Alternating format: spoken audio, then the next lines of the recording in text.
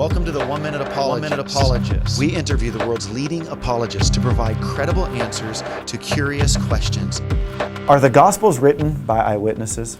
Yeah, the first claim, in order to determine if that's true, is that the claim of the actual authors. I think if you look at the end of John's Gospel, you'll see that he clearly is calling himself out as an eyewitness. And in his letters, also in Peter's letters, you have them describing themselves as eyewitnesses. But my first skepticism would have been how early are these Gospels? Yeah. If they're not early in history, they can't have been written by eyewitnesses. If they emerge in history in the 3rd century, 2nd century, then they're not eyewitness accounts because they're too late in history. So I looked at the book of Acts, and I looked at this record of the life of the disciples after the ascension of Jesus, and I wanted to see, are there any good indicators, circumstantial, that would tell me about the dating of that account. And here's what I saw. I see that there's no mentioning at all of the destruction of the temple or the siege that took place prior to the destruction of the temple. This would have been something important, I think, for Christians to recognize because Jesus predicts it in Matthew 23. Why not include something that Jesus is going to predict to show he's an accurate predictor?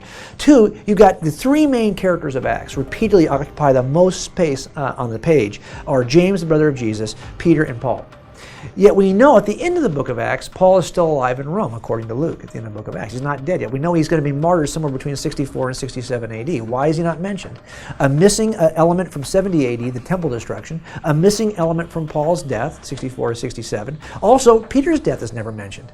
And James, the brother of Jesus, who led the largest church in Jerusalem at the time, the Jerusalem church, he dies around 61 AD, no mention of his death either. Now, meanwhile, Luke's going to mention Stephen's martyrdom, Luke's going to mention James, the brother of John, but he leaves out the deaths of the 3 most important people he's going to write about.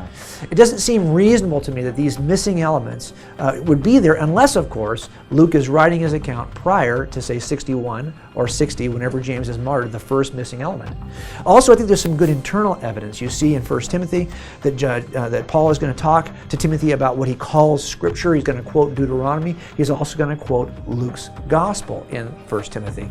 In order to quote Luke's Gospel, Timothy, of course, is written probably in the mid-60s or so it's a later letter of Paul. But in 1 Corinthians, Paul's going to mention a version of the Lord's Supper in which he says, Jesus told his disciples to do this in remembrance of me.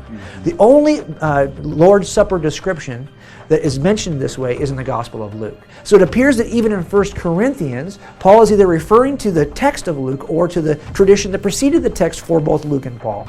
Either way, we have an eyewitness account that's being uttered early.